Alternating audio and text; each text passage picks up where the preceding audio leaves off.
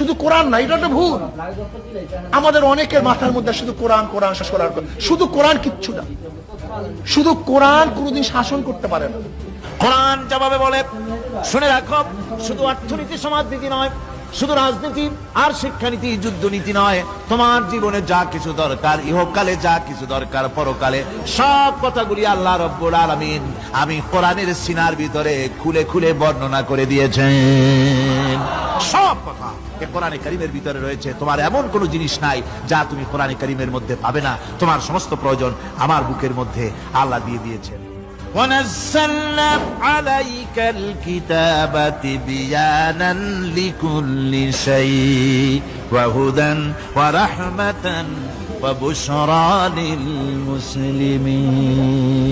কোরআন যেভাবে বলে শুনে রাখো, শুধু অর্থনীতি সমাজনীতি নয়, শুধু রাজনীতি আর শিক্ষানীতি যুদ্ধনীতি নয়, তোমার জীবনে যা কিছু দরকার, ইহকালে যা কিছু দরকার, পরকালে সব কথাগুলি আল্লাহ রব্বুল আলামিন আমি কোরআনের সিনার ভিতরে খুলে খুলে বর্ণনা করে দিয়েছেন।